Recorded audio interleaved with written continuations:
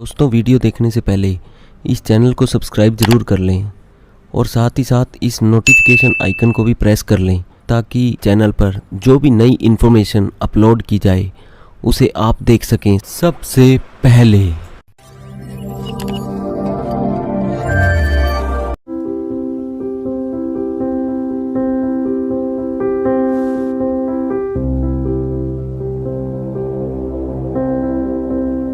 तो गीता ज्ञान दाता का मुख्य उद्देश्य युद्ध कराना था।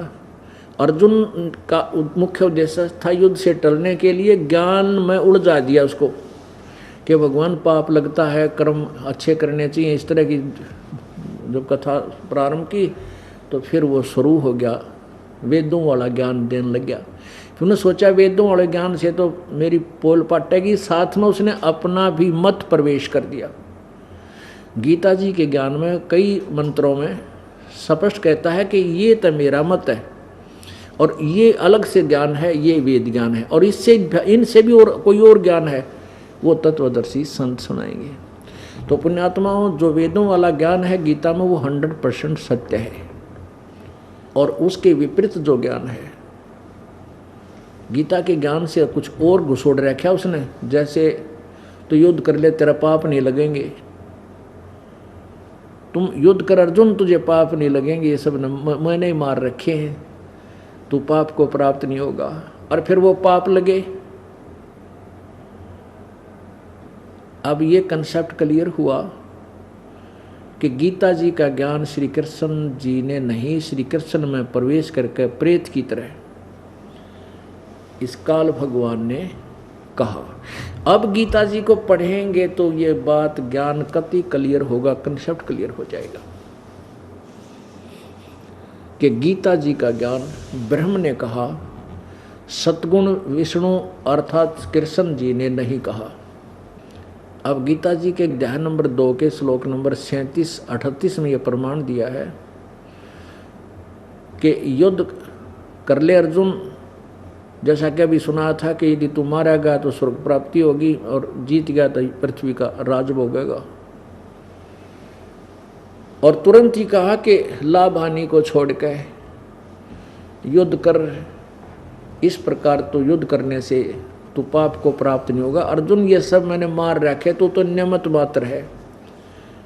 11वें अध्याय के 33वें श्लोक में कहा कि तू तो नियमत मात्र है, ये मैंने सब मार रखे, तुझे पाप नहीं लगेगा। और पुण्यात्माओं, जब महाभारत हो चुकी, कौरव सारे मर गए, 18 करोड़ सेना, 11 करोड़ तक पांडवों कौरवों की, 7 करोड़ पांडवों की, ये 18 करोड़ सेना का नाश हो लिया। सब करोड़ों बहनें विधवा होगी, करोड़ों बच्चे अनाथ हो गए, उनकी हाहाकार मच गई, रो रहे, रुदन मचा हुआ। और युधिष्ठिर जी राजगद्दी पर बैठ गए। कुछ ही वर्षों के बाद, कुछ दिनों के उपरांत श्री युधिष्ठिर जी को भयंकर सौपन आने लगे। जैसे सिर कटे हुए व्यक्ति घर में घुस रहे हैं, हाहाकार मची है, और जैसे बहनें अपने चूड़ियाँ फोड़ रही हैं, विधवा होगी जो, बच्चे अपनी माँओं से लिपट लिपट कर रो रहे हैं, माँ हमारा पिताजी कब आएगा, पिताजी कहाँ गया, उनको बहका रहे हैं, बेटा वो कहीं बाहर गए हैं, फौज में भर्ती हैं, अभी नहीं आएंगे। और जैसे चिल्ला रही हैं बहनें कि क्या मिल गया पापियों तुम्हारे, हमारे पतियों के खून को पीकर अब तुम राज कर रहे हो, हमारा खून पी रहे हो। इस तरह की उसकी सौपन में उसको ऐसे ख्वाब आने लगे, सौपन आने लगे, जिनसे भयभीत होकर के वो भूत प्रेतों की आत्मा सतान लगी युधिष्ठिर को। और जबकि श्री कृष्ण जी पांडवों का धार्मिक गुरु थे, तो युधिष्ठिर भयभीत हो गया। जब चारों पांचों पांडवों को पता चला कि युधिष्ठिर को ऐसे ऐसे भयंकर सौपन आते हैं, उसके समाधान के लिए द्वारका गए श्री कृष्ण अपने गुरुदेव के पास समाधान पूछने के लिए। उन्होंने जाकर सारी डिटेल बताई। फिर अर्जुन, भीम, नकुल, सहदेव और युधिष्ठिर ने कि ऐसे ऐसे भैया को, युधिष्ठिर को ऐसे ऐसे सौपन आ रहे हैं, ऐसे ऐसे स्थिति हो जाती है, कई दिन हो गए, सो है ना खाता, ना सो रहा ना खा पी रहा है, बहुत बुरा हाल, आँखें फटी फटी सी रहती है, ऐसे डरा सा रहते हैं। इसका कारण और समाधान बताएं। श्री कृष्ण जी ने कहा कि तुमने युद्ध में बंधुघात किया है, अपने भाई भतीजे और सेना मार डाली, वो पाप तुम्हें दुखी कर रहा है। वो तेरा गजब, युद्ध में किए हुए वध, वो हत्याएं, वो पाप तुम्हें दुखी कर रहा है। पुण्यात्माओं, अर्जुन तो प्रत्यक्ष श्रोता था श्री कृष्ण, यानी श्री कृष्ण में प्रवेश करके जो काल बोल रहा था उस गीता के ज्ञान का, और गीता के ज्ञान में वो कह रहा था तुझे पाप नहीं लगेंगे अर्जुन, तू युद्ध कर ले। अब अर्जुन का यह बात खटेगी कि कृष्ण जी आज कह रहे हैं कि तुम्हारा पाप लगेंगे, और गीता का ज्ञान देते समय कह रहे थे तुम्हें पाप नहीं लगे, कोई पाप नहीं लगेंगे, और आज कह रहे तुम्हें पाप लगे।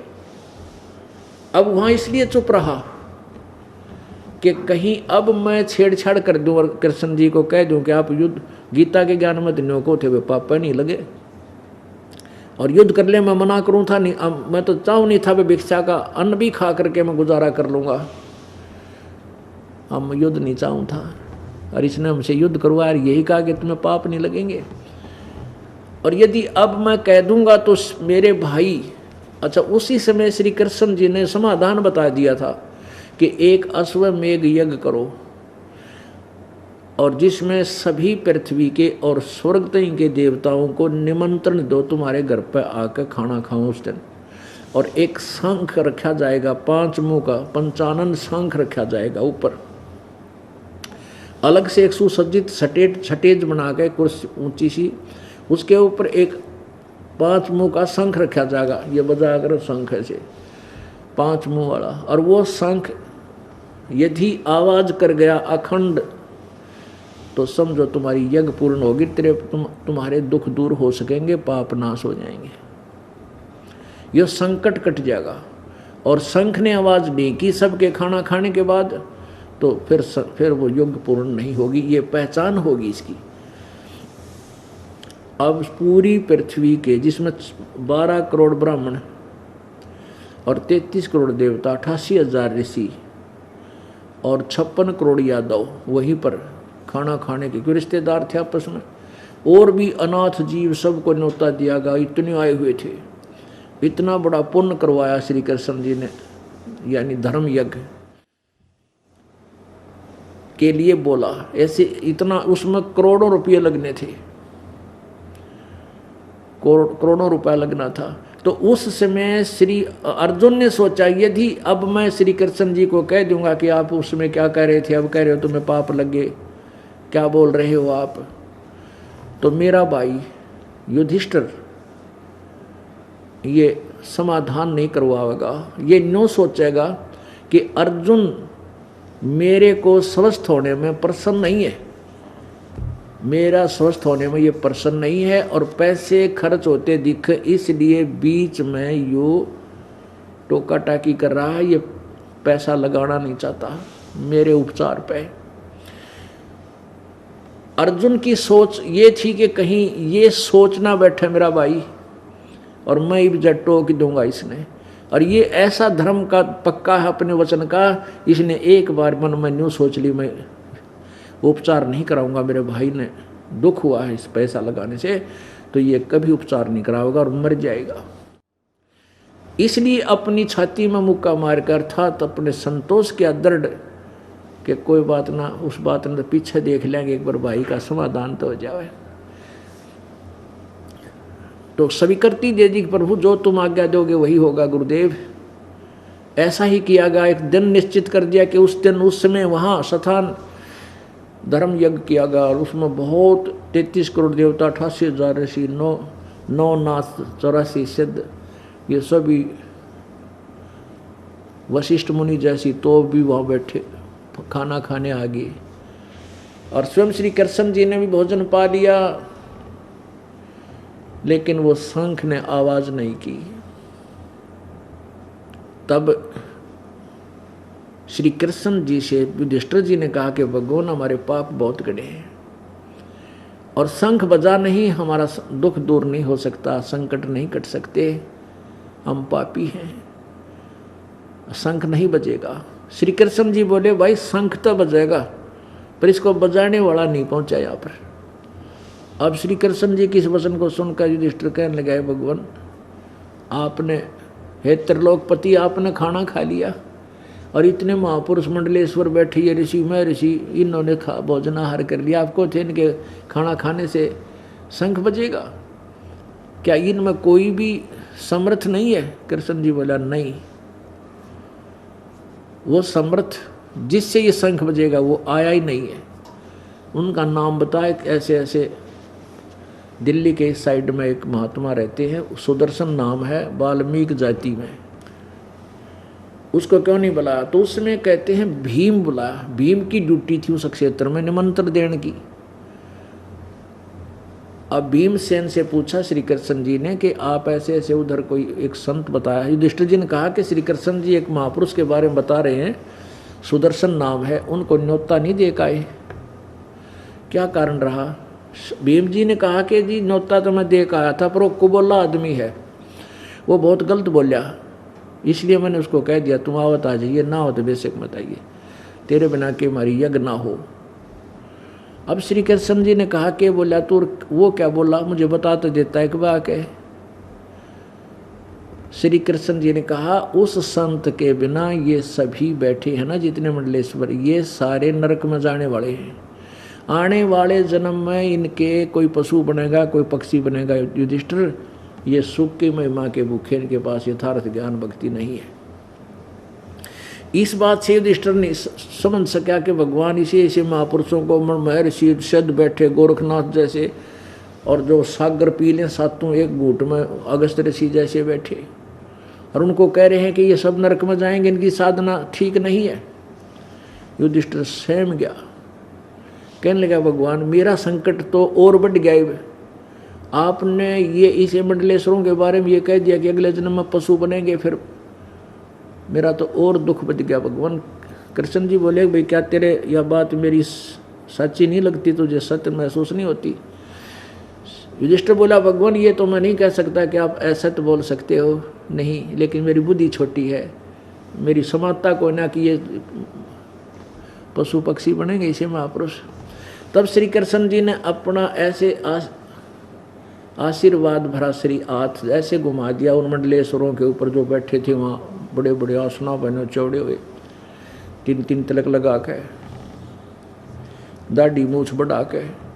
तो उसमें क्या देखा युधिष्ठिर ने कि देख युधिष्ठिर, अब उसी आसन पर जहाँ वशिष्ठ जी बैठे थे उस वो जैसे केंचुए का रूप बना रखा हो, विश्वामित्र बैठे थे वो किसी हिरण का रूप बनाकर खड़े हैं, कोई नाग का रूप है, कोई मच्छर का, कोई मक्खी का, और ऐसे कितने प्रकार के उनके रूप बन गए, प्रत्येक के न्यारे न्यारे, कुछ एक के मिलते जुलते।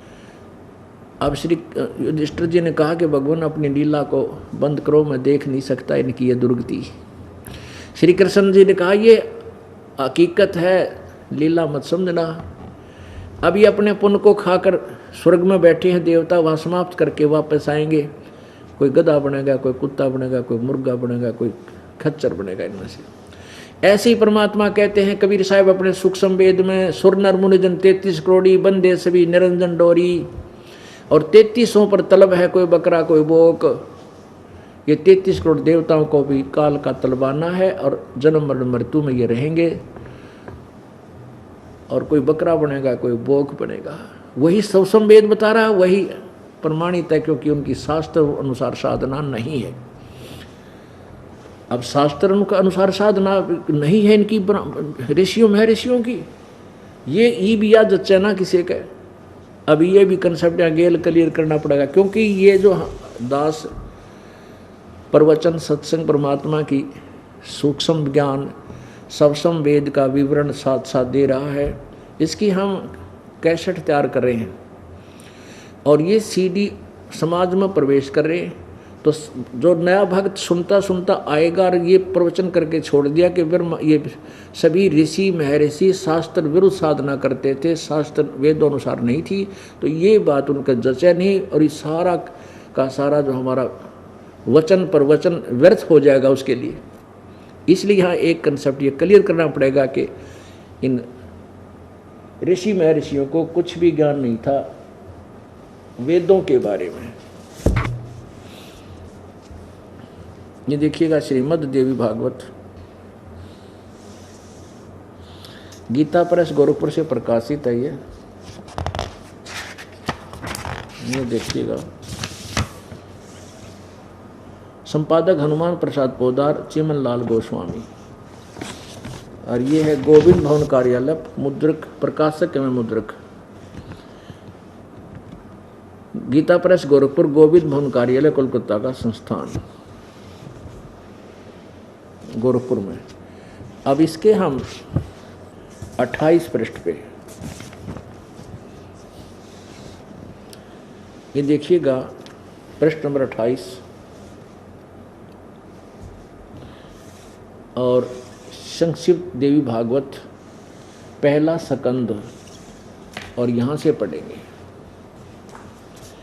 नारद जी ने कहा, महाभाग व्यास जी, तुम इस विषय में जो पूछ रहे हो यही प्रश्न ठीक यही प्रश्न मेरे पिताजी ने भगवान श्री हरि से किया था। देवा अधिदेव भगवान जगत के स्वामी हैं, लक्ष्मी जी उनकी सेवा में उपस्थित रहती हैं, दिव्य कौस्तुमणि उनकी शोभा बढ़ाती है। वे शंख चक्र और गदा लिए रहते हैं, पीताम्बर धारण करते हैं और 4 भुजाएं। वे वक्ष स्थल पर श्रीवत्स का चिन्ह चमकता रहता है। वे चराचर जगत के आश्रय दाता है। वो जगत गुरु एवं देवताओं के भी देवता है, जगत गुरु का है।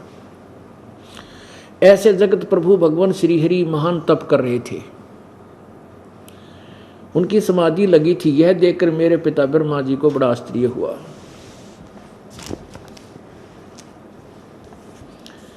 अतः उन्होंने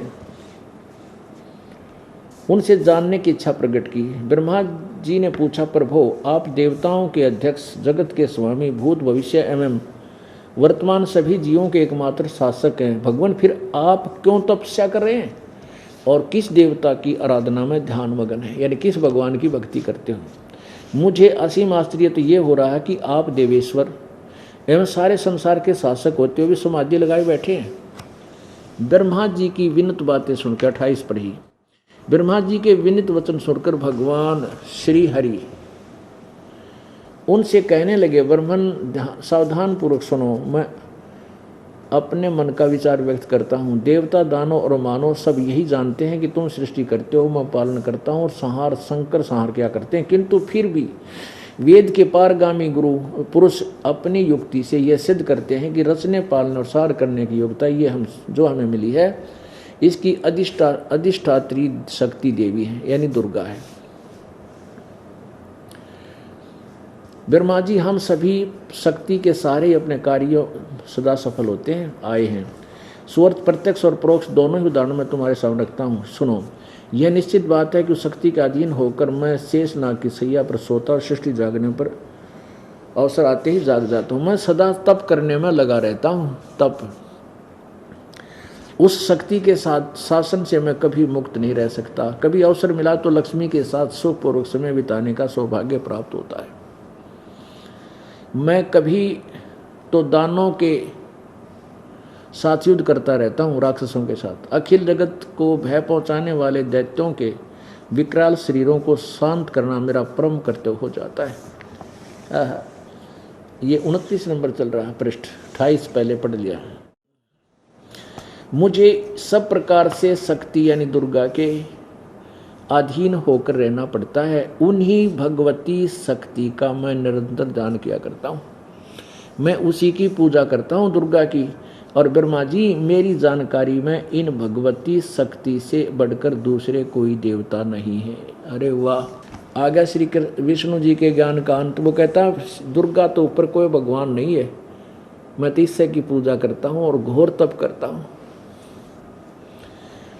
अब दुर्गा क्या कहती है इसी विषय में 562 पृष्ठ पे दुर्गा हिमालय को अपने वचन, अपना ज्ञान सुना रही है। ये देखिएगा 562 पृष्ठ है, संक्षिप्त देवी भागवत और 7वां स्कंद 562 के नीचे आते हैं। देवी द्वारा हिमालय को ज्ञानोपदेश यानी ब्रह्म स्वरूप का वर्णन, ज्ञानोपदेश और ब्रह्म स्वरूप का वर्णन।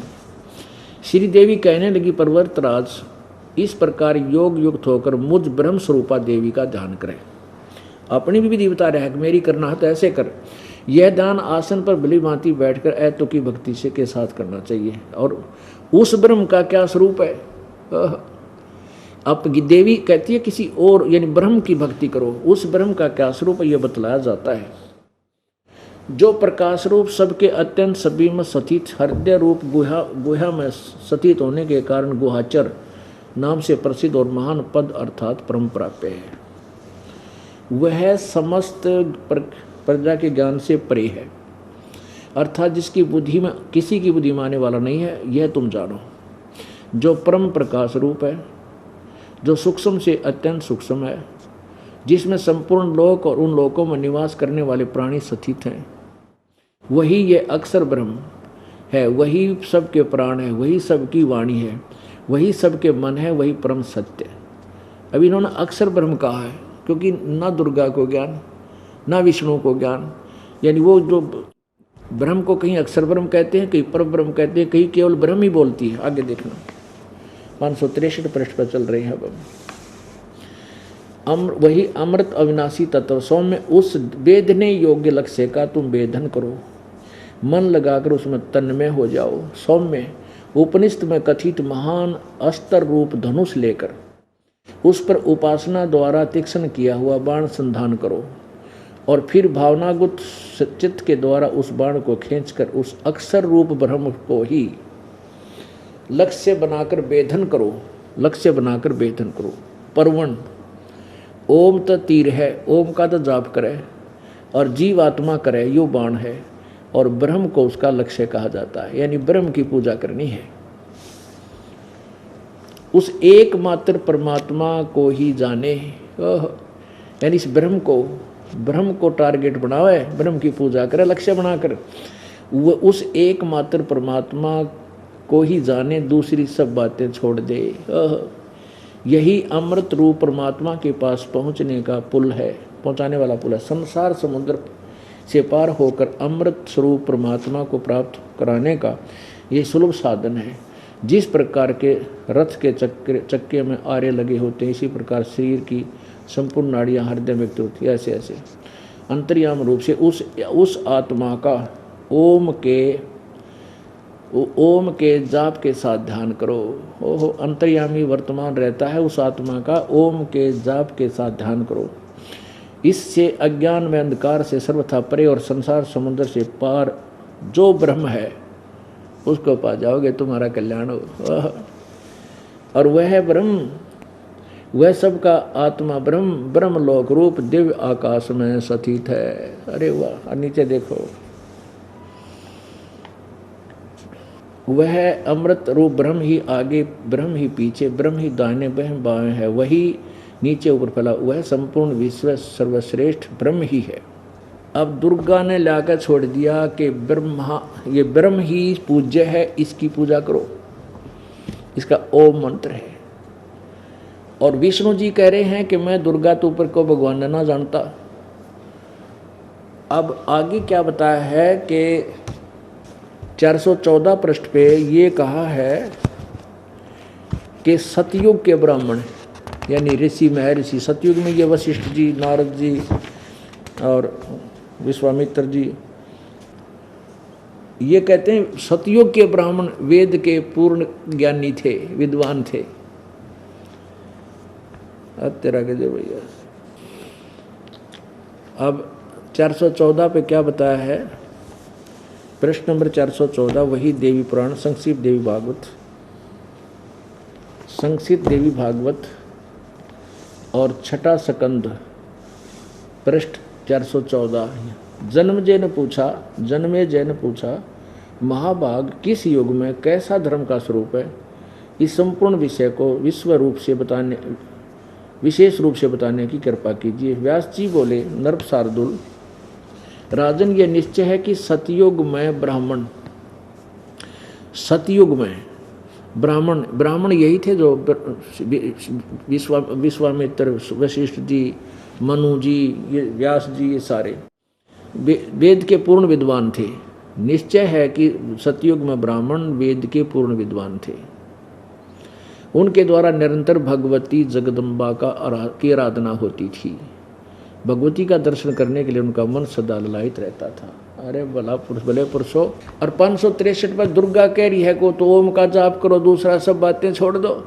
मेरे साधो भाई सब जग भूला पाया, मेरे साधो भाई सब जग भूला पाया। सारा संसार भूला पाया हमने तो। इसी बोल में ब्रह्मा भूला जिसने वेद सरसाया, वेदों के ज्ञान को सर्वश्रेष्ठ बता, उसने वेद का खुद ज्ञान नहीं। और इसी भूल में विष्णु भूला जिन वैष्णव धर्म चलाया। तीर्थ व्रत का बांध महात्म बहुविध जीव फंसाया। इसी भूल में शंकर भूला जिन भिक्षुक पंथ चलाया, सिर पर जटा हाथ में खप्पर और घर घर अलख जगाया।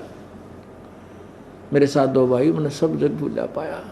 बता, तो प्रसंग चल रहा है कि ये ब्रह्मा विष्णु महेश ऋषि महर्षि ये सारे वेद ज्ञानहीन थे, जिस कारण से इनको तत्व ज्ञान न मिलने से इनकी जन्म मृत्यु और कर्म का दंड समाप्त नहीं हुआ, और ये सभी 84 लाख योनियों को भी भोगते हैं। अब उसमें श्री कृष्ण जी को परमात्मा ने प्रेरित करके सच्चाई बोलने के लिए विवश किया। श्री कृष्ण जी ने कहा कि वो वास्तव में एक परम भक्ति युक्त सुदर्शन नामक सुपच्छ है,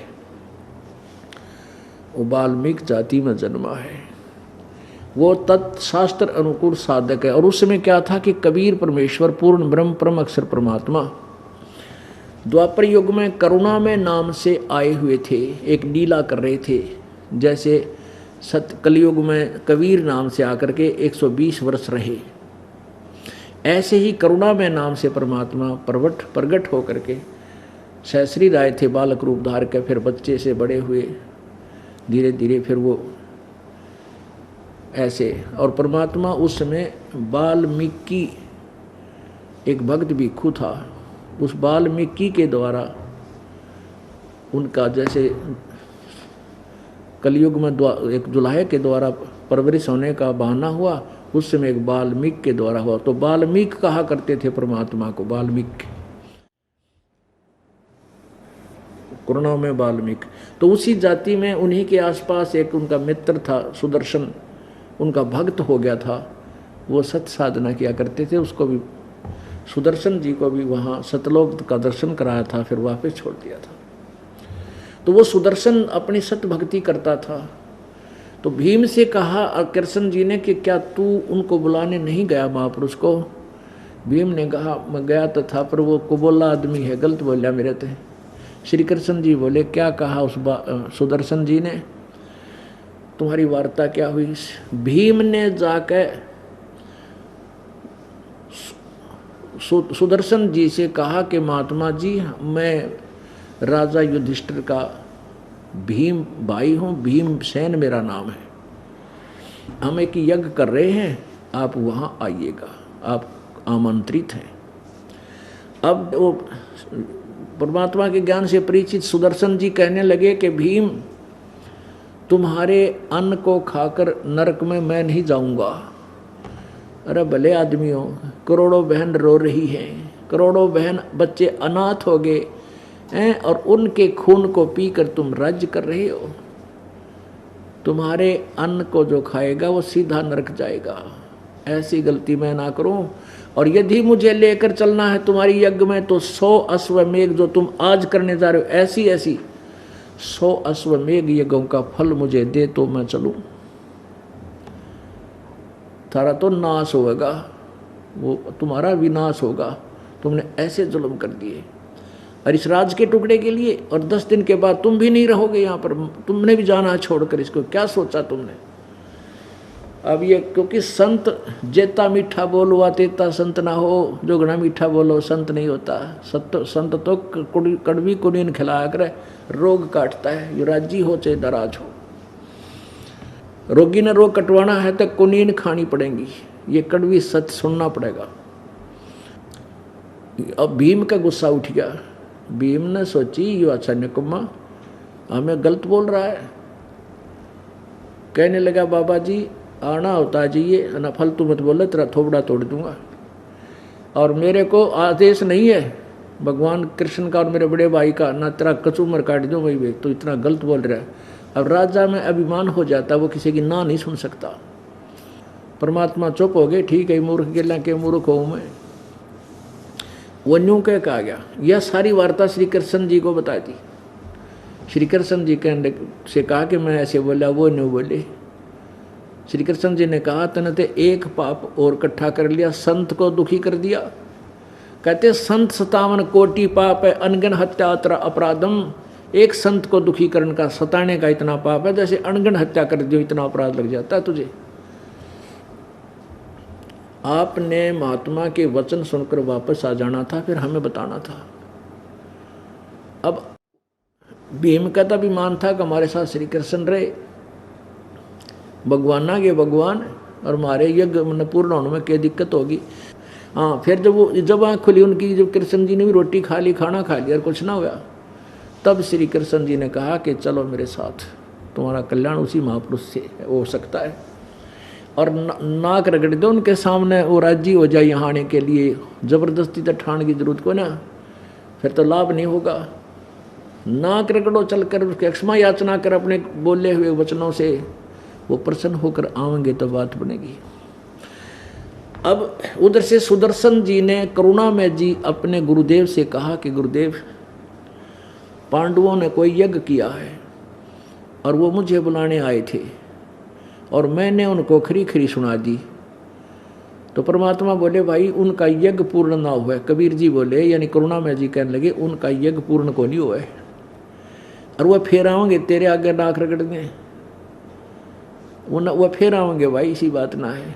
अब तो वो रफड़ का चला गया भीम, वो फिर आओगा। पर माफ़ कर दिए, माफ़ कर दिए भाई, संता की, संत तो माफ़ करते हैं। अब उस सुदर्शन जी ने सोचा वो फिर सिर में दर्द करेगा, और उनका गुरु जी बताते हैं कि उनके अन्न तो खाओगा वो निषिद्ध नरक जाओगा। ये सुदर्शन जी ने सोचा तू यहाँ से खिसक जा, फिर आऊँगे इतने 10-15 दिन की, तो लंबा टूर खींच गया। सुदर्शन जी तो छोड़ गया अपने आश्रम में, चला गया आश्रम में घर में,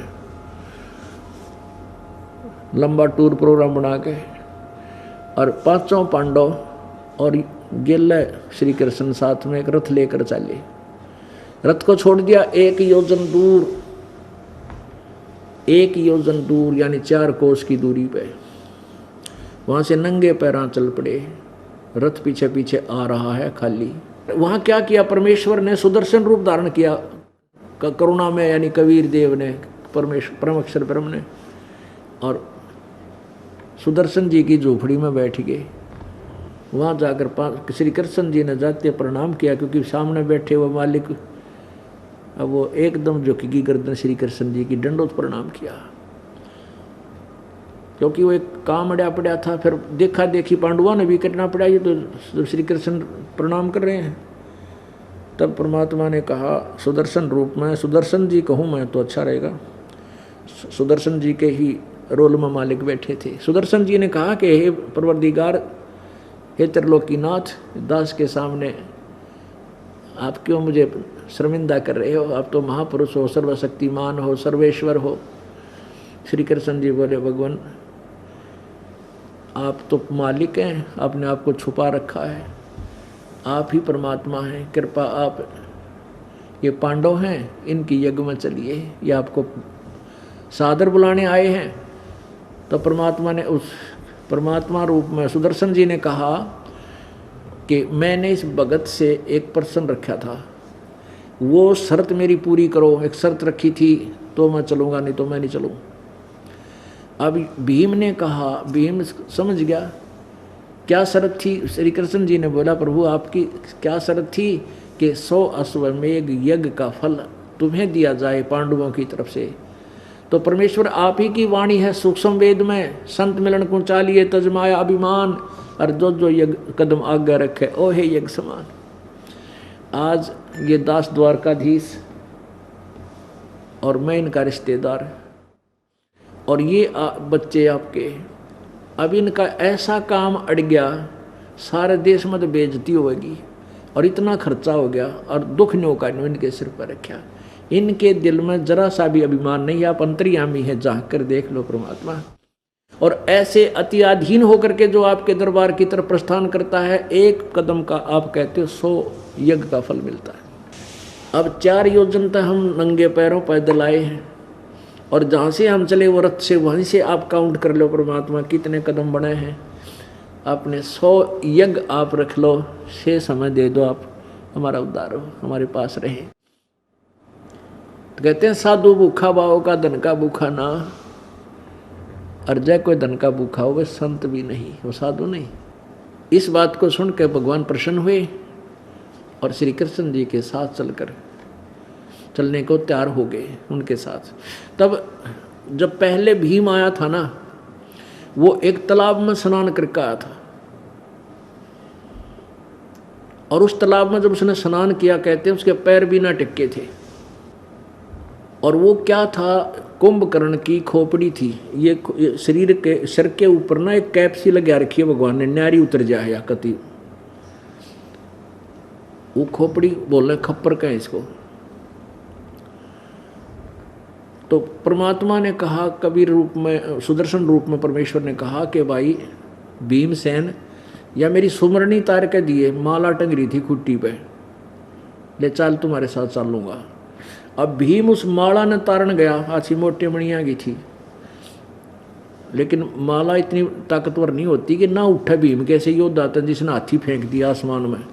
लेकिन उनकी शक्ति और अपनी शक्ति का समर्थन दे था भगवान कि तेरी तो शरीर की शक्ति और हमारे पास आध्यात्मिक शक्ति है जिससे सारे ब्रह्मांड चला रखे। तो भीम उस माला को उतारने लग गया था, उस पर उतरिए को ना, टस से मछलियों ने कति होंगा लो लिया पहलवान आदमी, और छोड़ कावत बेजती हो है उसका चेपट रहा।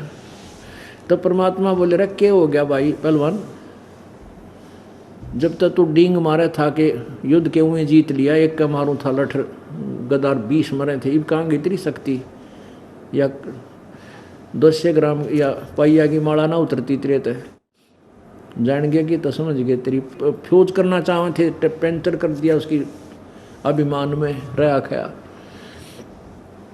परमात्मा बोले आ जा इधर, आप आ जाएगी। आता है ऐसे हाथ किया था भगवान ने, वह माला उठ के अपने आप उसके परमात्मा के हाथ में आ गई। अब कुछ चमत्कार को भी नमस्कार होता है। परमात्मा ने हर तरह से उनका पेटा भरना था कि मैं शक्ति भगवान हूँ, और जब वह विश्वास, इसे विश्वास के साथ संत को घर ले जा, जब उसका सुख लाभ भी मिले, उसका पूजा सेवा होता तब लाभ मिला कि सचमुच ही तो भगवान ने पढ़ा है। तब परमात्मा ने कहा तू के डींग मारा था, उस दिन आया था कि मैं एक मारूं था 10 मरे थे, तुम्हारे पास कुछ ना है, तो तुम्हें तो शक्ति दे रखी काल ने, और मेरे पास वो पावर है जो मैं पूर्ण परमात्मा की। और तेरे बड़े बड़े बलवान होकर जा रही है इस पृथ्वी पर कुबद करके। भाई जिस तालाब में तू उस दिन नहा के गया था, जिस दिन तेरे पाँव भी ना टिक्के थे, नू कहता बड़ा अच्छा पानी है, मेरे इतना गहरा सरोवर है, और भीम और भी 20-20 फुट के थे, 20-20 फुट की ऊंचाई के थे भीम, और कहते मेरा पैर भी ना टिक्के थे उसमें। वो बताऊं कौन था, वो कुंभकर्ण की खोपड़ी थी, वो खप्पर ऊपर का कवर। तो देख लो कुंभकर्ण कितने लंबे चौड़े होंगे, 50, 60, 70 फुट 80 फुट के लंबे होंगे वह थे वह। अब रावण के विषय में लिखा है परमात्मा ने सूक्ष्म वेद में कि वो एक समय में 100 मटके दारू के पिया करता, एक बार में 100 प्याले थे उसके मटके थे, इतना तगड़ा आदमी, और 100 जोटियां का मांस एक में बैठ कर खाया करता। तो कितना तगड़ा, कितना शरीर का विस्तार होगा उसका, कितना डाया होगा पेट का, हिसाब ला लो। तो कितना कद होगा उन लोगों का। और भीम सबसे लास्ट के तो तीसरे युग में आकर के लास्ट में वो भी अन्य प्राणियों से बहुत शक्तिशाली था, लेकिन ने कहा तेरा जैसे शक्तिशाली करा कितने होगा जालिया जिन्हें भक्ति ठीक ना करी, उनको कोई गिनती ना भाई इस शारीरिक अंगे की। अब भीम तक कति फ्यूज हो गया, रे तेरा गजब हुए, मैं हुए फुल्ला फनू था, मेरे तो बड़े बड़े बलशाली हो गए। तो कहने का भाव ये है कि परमात्मा वहाँ सुदर्शन रूप में गए, और फिर द्रौपदी ने खाना बनाया। श्री कृष्ण जी ने कहा बहन, क्योंकि श्री कृष्ण जी की बहन सुभद्रा भी अर्जुन का ब्याही थी, और द्रौपदी भी उन 5 पांडवों की पत्नी थी, इसलिए अपनी बहन के नाते से बहन कहकर श्री कृष्ण जी कह रहे हैं कि बहन द्रौपदी बढ़िया भोजन बना, ये महात्मा है ना, इसके भोजन आहार करने से तुम्हारा काम पूर्ण होगा, यज्ञ संपूर्ण होगी। अब द्रौपदी ने अपने हाथा खाना बनाया, क्योंकि जमा बिरान माटी होली थी उनकी, तो चौकर बेइज्जती होने लग रही थी। अपने हाथों खाना बनाया, कई प्रकार के भोजन, कचौड़ी पकौड़ी, दही बड़ेर, सब्जी और साग और खीर और खांड, जो है हलवा पूरी, सब तरह के तैयार किया। और यूँ सोचा था कि ऐसा भोजन बना दूंगी, ये घास फूस खानी आदमी दिखे, क्यों परमात्मा सुदर रूप में थे। वाल्मीकि के घर के जन्म में, घर में जन्म तो नहीं था, यानी उस वर्ण में वो बचपन से रह रहे थे, इसलिए उसी वेशभूषा में जैसे जुल्हार रूप में रहा करते नो कति बोड़े से, इस वेशभूषा में थे। थोड़ी थोड़ी दाढ़ी बढ़ रही, जैसे कई दिन ना नहाए हों, इस प्रकार का शरीर, पाटे से कपड़े, टूटे से जूते, और बैठे नो। अब द्रौपदी ने सोचा घास फूस तोड़ के खानी आदमी, आदि से चटपटे भोजन खवा दूंगी, अंगली चाटता रह जाकर 20 जगह जाकर गुणगान करेगा, इसी भोजन कितने नहीं खाया, ऐसा द्रौपदी ने खिला दिया। और प्रत्येक बहन की ये आस्था होती है कि अतिथि को अच्छा स्वादिष्ट भोजन कराऊं, ताकि कहीं जाकर न्यू ना कह दे कि उस बहन के नमक सब्जी में नमक कम था, यानी कुछ भोजन भी ना बनाना आता उसने, कि इतनी बेइज्जती ना हो जाए। एक विशेष ख्यास होती है और होनी भी चाहिए ये। तो उस दृष्टिकोण से द्रौपदी ने सोचा था कि महापुरुष उंगली चाटेगा, 6 बार नहीं कहेगा वाह भाई वाह, बहुत अच्छा भोजन बनाया, और खुश होएगा। तो महात्मा जी के सामने वो सब प्रकार के न्यारे न्यारे भोजन पकवान अलग अलग कटोरिया में धर दिए, कौलियों में। अब उन्होंने क्या किया, प्रत्येक कटोरी तक जितना भी भोजन लेना था वो थाली में डाल लिया। इतनी खीर डाल ली, इतनी सब्जी, इतनी दही, इतना पकौड़ी, इतने कचौड़ी, पूरी पारी माए तोड़ ताड़ कर घोल दी, इकट्ठा बना लिया खिचड़ी से, और लग गया खाने। जब वो ऐसे करने लगा कि द्रौपदी खड़ी खड़ी देखे थी, वह सोचा तो थी नो ये नारे नारे आइटम खाओगा, उंगली चाटेगा, 100 बार गुण गाओगा। और जब देखा कि इसने सारा काम बिगाड़ दिया, तो मन में सोच लिया कि यो कि कहाँ के शंख बजाओगा, इस शूद्र ने खाना आता ना पीना आता है, मेरे बने बनाए इसे बढ़िया भोजन का सत्यानाश कर दिया इसने, है कड़े का शूद्र का शूद्र ही रहा, ये मन में इतना दोष पैदा कर लिया। अब अंतर्यामी सारी जाने थे यो के सोच रही है बावड़ी, उसके मन का वह वो बड़ काढ़े थे, अभिमान। उस समय क्या किया, एक बार ग्रास खाया न्यों करके, एक बार शंख ने आवाज करी जो दूर रखा था, दूसरी बार खाया, दूसरी बार आवाज करी, तीसरी बार खाया, तीसरी बार आवाज करी। 5 बार में जितना थाली में भोजन डाला था सारा चाट दिया, और ही 5 ही बार वो शंख बोला, फिर बंद हो गया। युधिष्ठिर जी ने खुशी मनाई और कहो हे भगवान, आनंद हो गए, जान बची लाखों पाए, हमारा यज्ञ पूर्ण हो गया आपकी कृपा से, बड़े महापुरुष ने लाए आप तो ढूंढ गए। श्री कृष्ण जी बोला भाई अभी ये शंख, अभी ये यज्ञ पूर्ण ना हुई, ये तो भाई अखंड बजना चाहिए था, ये शंख 5 बार बोल के बंद नहीं होना चाहिए था, बहुत देर तक, या तो आवाज जमा स्वर्ग तक जानी चाहिए थी इसकी। तब युधिष्ठिर फिर गोडे ढीले हो गए, भगवान अब किसने लाओगे बुला के। तब श्री कृष्ण जी ने कहा भाई इस तो ऊपर कोई महात्मा को ना, इस वाल्मीकि तो ऊपर, यो तुमने के वाल्मीकि सा दिखा है, ये वाल्मीकि के बाल समनाई तीनों लोक, इसके एक बाल के बराबर भी ये 3 लोक नहीं, इतना समर्थ शक्ति युक्त ये प्राण, ये व्यक्ति महापुरुष है, संत है। युधिष्ठिर से कहा श्री कृष्ण जी ने भाई अपने घर में कोई कमी है वह ढूंढते हैं, कोई त्रुटि है अपने घर में। जब द्रौपदी को बुलाया श्री कृष्ण जी ने, द्रौपदी से पूछा बहन साची बात बताना, जब इस महापुरुष ने ऐसा ऐसा किया तूने क्या सोचा मन में। श्री कृष्ण जी जानेंगे भाई द्रौपदी बिगाड़ रही है कर्म ना अपने ने, जिस कारण से तेरा यज्ञ पूर्ण नहीं हुआ। द्रौपदी ने साची बता दी, भगवान जब मैंने ते 2 घंटे तक क्या धूमा में आँख फुड़ाई, अपने हाथों भोजन बनाया, अन्यों सोचा था महाराज खावेगा और अंगली चाटेगा, जब इसने सारा काम बिगाड़ दिया, मैंने ऐसा ऐसा सोच लिया कि रहा ये शूद्र का शूद्र, इस गलीज ने खाना अंदा ना पीना आता है, कितने ठहरे इसे, मेरे मन में ऐसी दुर्भावना इस संत के प्रति आ गई। तब श्री कृष्ण जी ने कहा कि ये महापुरुष तेरे हलवा पूरी खान नहीं आते, न तो हाथ जोड़ के लाए थे हम। और द्रौपदी अपने घर ने सब 2 रोटी खा कर सोए हैं, तो किस किस ने हलवे खुआवेगी? किस किस को हलवे खिलाती है कि अभिमान कर लिया तूने? ऐसा कभी अभिमान नहीं करना चाहिए, और संत के प्रति ऐसा सोचना भी तेरे पाप लग गया। द्रौपदी कहने लगी क्या करूं भगवान, कि चरण धो इस महापुरुष के अपने हाथों से और पी उस धूल युक्त जल को, तेरा पाप कटे और तुम्हारा शंख बजे। उसी समय द्रौपदी लाई एक थाली बड़ी ऐसी प्रांत, और उसमें रख के अपने हाथा महापुरुष के चरण धोए। सुदर्शन जी के, सुदर्शन रूप में परमात्मा बैठे थे, कबीर देव बैठे थे। सुदर्शन तो चला गया था, लेकिन सुदर्शन ही कहेंगे, क्योंकि कहते क्रय करावे साइया मन में लहर उठा, और दादू सरदर जीव के आप बगल हो जाओ। अपनी प्रभुता नहीं चाहते प्रभु। तो द्रौपदी ने वो उल्टा डाला है कटोरे में, धो के वो चरणामृत और पीने लगी। आधा पी लिया तो श्री कृष्ण जी ने कहा कि बहन आधा मुझे भी दे दे।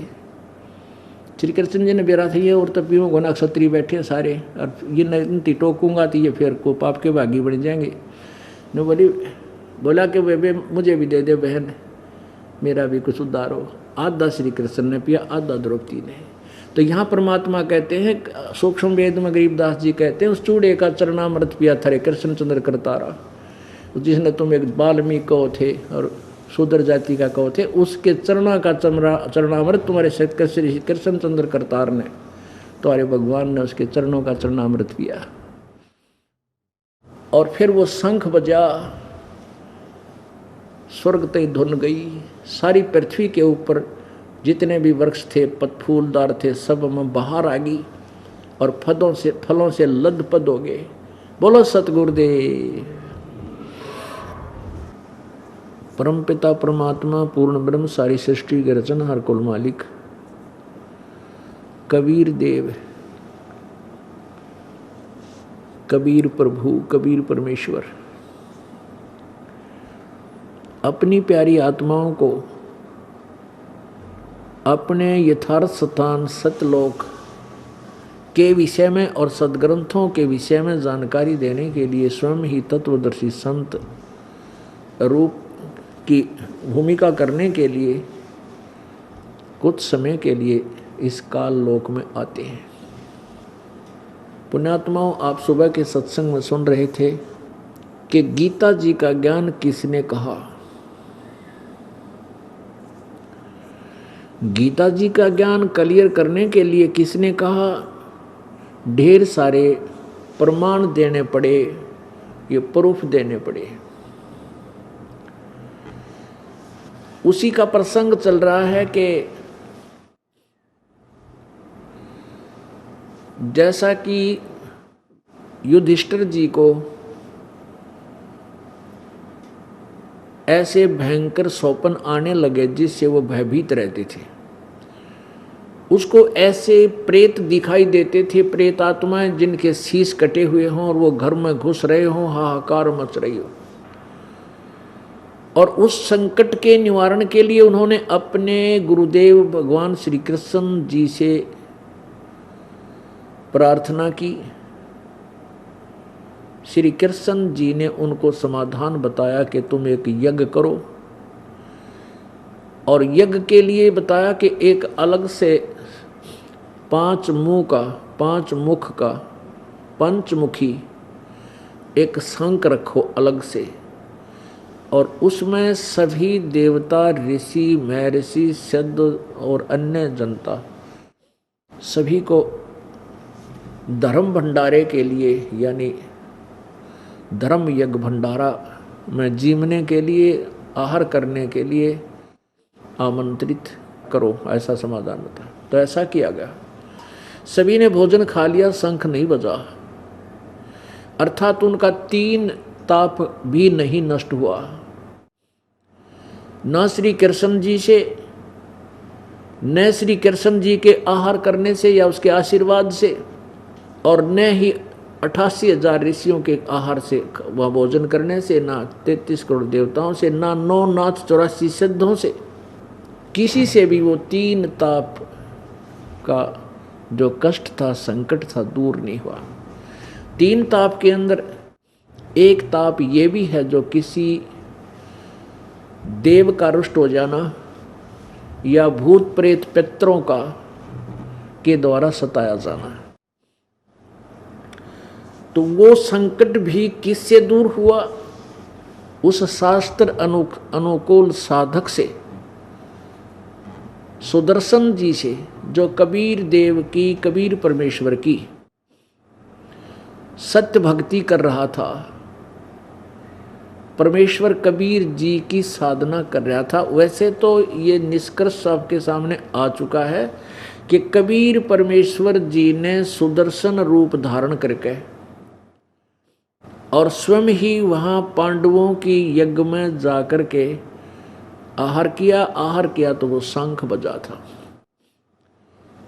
तो परमात्मा कबीर जी कहते हैं कि जो जन मेरी शरण है ताका हूँ मैं दास, और गेल गेल ला गया फिर जब लग धरती आकाश। अब सुदर्शन जी तो चले गए थे अपना आसन छोड़कर, घर छोड़कर, कि ये फिर आवेंगे पांडव मुझे बुलाने के लिए और मेरी भक्ति नष्ट होएगी, मैं नहीं, इसलिए वो खिसक गए थे अपने भगत की इज्जत रखने के लिए, पद रखने के लिए और अपनी समर्थता का प्रमाण देने के लिए। परमेश्वर स्वयं कबीर देव, कबीर भगवान, जो करुणामय नाम से द्वापर युग में आए हुए थे, पांडवों की यज्ञ में गए और उन्होंने वो 5 ग्रास 5 बार खाया, जो आहार 5 बार बोलकर बंद हो गया, जैसा कि आपने सुबह सत्संग में सुना। और फिर द्रौपदी के अंदर मन में दोष था, उस दोष को दूर करने के लिए प्रभु ने 5 बार शंख बजाकर बंद कर दिया, अखंड नहीं बजाया। तब श्री कृष्ण जी ने कहा कि द्रौपदी तेरे मन में खोट है, तूने संत के बारे में ऊंच नीच सोचा है और इसीलिए शंख नहीं बजाया, तेरे मन की मरोड़ निकालने लग रहे हैं ये। तब द्रौपदी जी ने उस सुदर्शन रूप में विराजमान परमात्मा के चरण धोए, जो वाल्मीकि वर्ण में आए हुए थे, और चरणामृत द्रौपदी ने पिया, आधा श्री कृष्ण जी ने पिया। तब परमात्मा प्रसन्न हुए तो वो शंख बजा, ऐसा शंख बजा कि स्वर्ग तक उसकी बहुत समय तक धुन गई।